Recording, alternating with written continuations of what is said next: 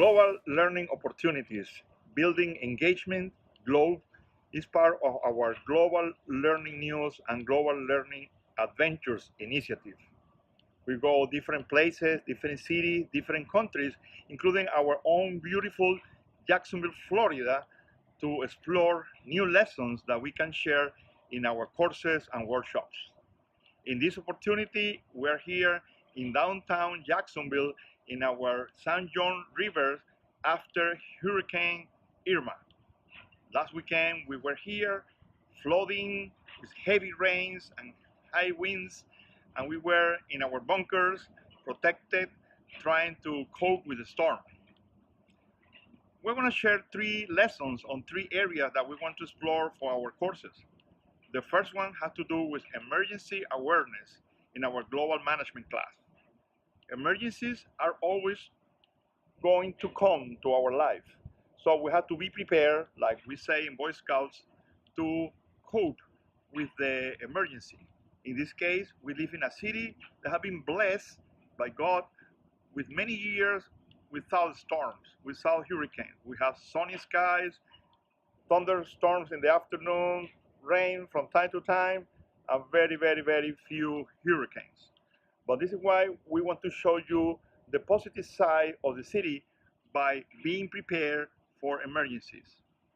We saw during this hurricane that people were going outside Miami to Tampa, and then to Tampa to Jacksonville, Jacksonville to Charleston, because they were doing decisions for their families and themselves based on news, based on hysteria or anxiety for people, from reporters, from the news. And this is something that you have to be aware how you're going to prepare yourself to prevent situation. What kind of documents are you going to take with you? I remember when I was in Miami telling my family that we're going to leave in 1 hour with only one plastic bin ready to go. But now that we are here in Jacksonville, well, we also have to be prepared. But we have to know, get the right information. And this is my point number two. Analyzing weather data, analyzing information overload.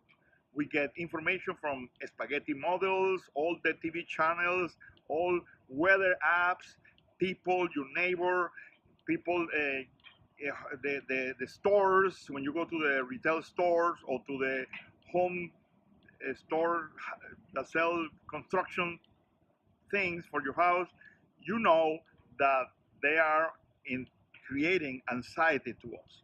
So we have to analyze the proper data, know how to see the trends, the models, follow the people who know about these things, and most important, follow NOAC and follow your local officials that are supposed to know more than the real situation and behind the scenes, that sometimes the reporters that get into the places and move breaking news and move information to generate some kind of flooding of people going out of cities, jamming the gas station, jamming the streets and the highway. So the systems have to be analyzed, have to be studied, and be sure that you do a very educated decision.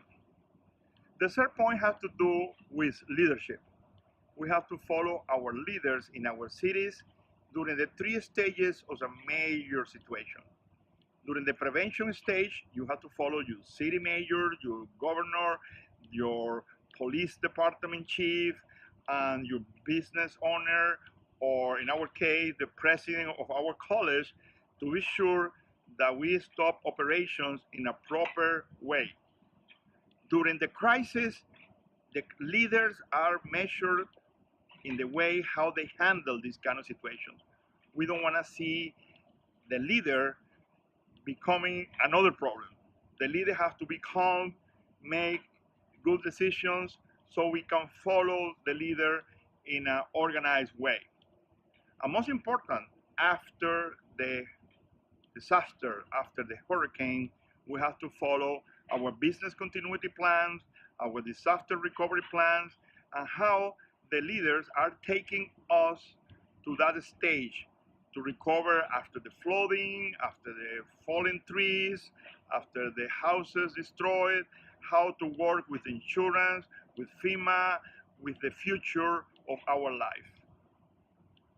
A very important lesson is how we can combine this with the sustainable global development goals. How we're going to do our small contribution to any of the 17 goals, and most important here in the case of hurricane system and leadership, all goals that are related to infrastructure, improvement of our services and quality of life, food, health, and the climate.